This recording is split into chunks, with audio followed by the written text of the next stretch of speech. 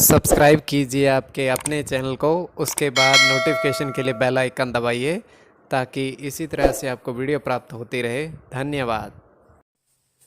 स्वपन फल देखिए, स्वपन शुभ या अशुभ बहुत तरीके से और ग्रह स्थिति के अनुसार, गोचर के अनुसार और जन्म कुंडली के अनुसार भी चंद्रमा ही निर्धारित होते हैं कि अच्छे स्वप्न या बुरे स्वप्न, शुभ अर्थ या अशुभ अर्थ।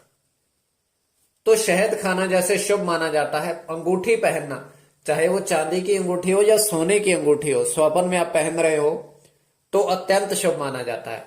शुक्र और चंद्र की गणना, शुक्र और शनि की गणना इसमें। तो आज आपके जो स्वप्न आपने भेजे थे उनका शुभ या अशुभ क्या अर्थ बनता है, बनता भी है या नहीं, और प्रभाव क्या रहता है, ग्रह क्या कहते हैं। तो चलिए आपको बताते हैं किस तरीके से प्रभाव रहता है। हर हर महादेव, जय माता दी। प्रिय दर्शकों, कैसे हो आप लोग? उम्मीद करता हूं कि आप अच्छे होंगे, स्वस्थ होंगे और खुशहाल जिंदगी जी रहे होंगे। और ये मैं हमेशा प्रभु से आपके लिए प्रार्थना भी करता हूं, करनी भी चाहिए कि आप सब अच्छे हो, स्वस्थ हो, खुशहाल हो, आपका जीवन खुशहाली भरा हो, समृद्धि भरा हो, आपके जीवन में कोई कष्ट, कोई परेशानी ना आए, यही हमारी कामना है। तो एपिसोड पसंद आए तो आप लाइक कर दीजिएगा, आपका धन्यवाद। तो आप सब्सक्राइब कर लीजिएगा ताकि इसी तरह से आपको वीडियो प्राप्त होती रहे। देखिए स्वप्न होता कल्पना की दुनिया मात्र है, कल्पना की दुनिया सच्चाई नहीं होती।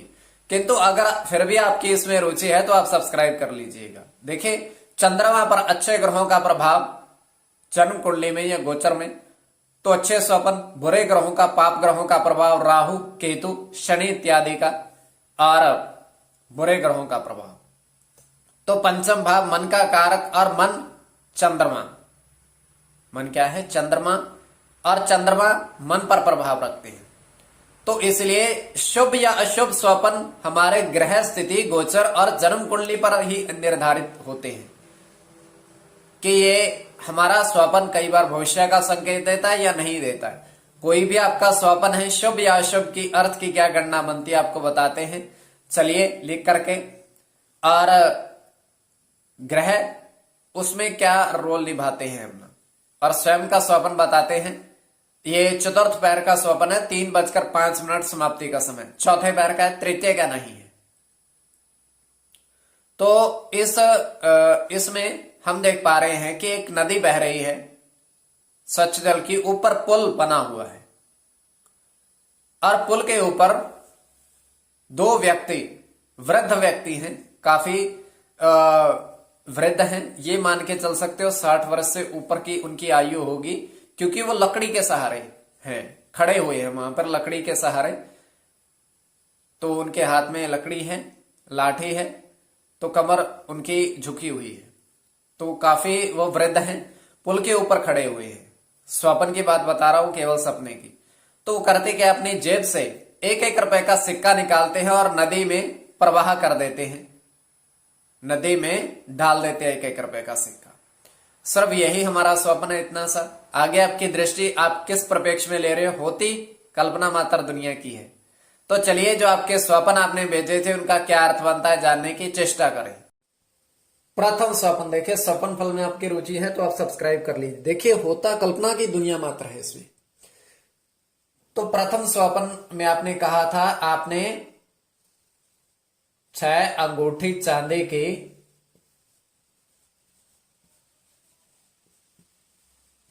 पहनी, और आपने ये कहा कि 6 अंगूठी चांदी की पहनी, और प्रथम उंगली में 2 अंगूठी और बाकी उंगली में 1-1 अंगूठी, इस तरीके से 2, 3, 4, 5, 6, जैसे 5 उंगलियां 6 अंगूठी, प्रथम उंगली में आपने 2 अंगूठियां पहनी है। इसका स्वप्न का अर्थ तो देखिए, शुक्र की गणना और सूर्य की गणना, सूर्य के साथ शुक्र की गणना, राहु के साथ चंद्र की गणना, राहु के साथ शुक्र की गणना, और अकेले राहु की गणना होगी। तो स्वप्न तो शुभ है, क्योंकि अंगूठी पहनना, चांदी देखना तो वैसे भी शुभ माना जाता है। तो द्वितीय स्वपन क्या है जो आपने भेजा था, उनका शुभ या अशुभ क्या अर्थ बनता है, बनता भी है या नहीं, किस तरीके से प्रभाव रहता है। तो द्वितीय स्वपन में आपने कहा था कि द्वितीय स्वपन आपने नदी में सिक्के और पुष्प देखे, पुष्प देखे, पुष्प मतलब फूल। तो देखिए सिक्कों में आपने 2 रुपए के और 1 रुपए के सिक्के देखिए सूर्य और चंद्र के अनुसार। अब पुष्प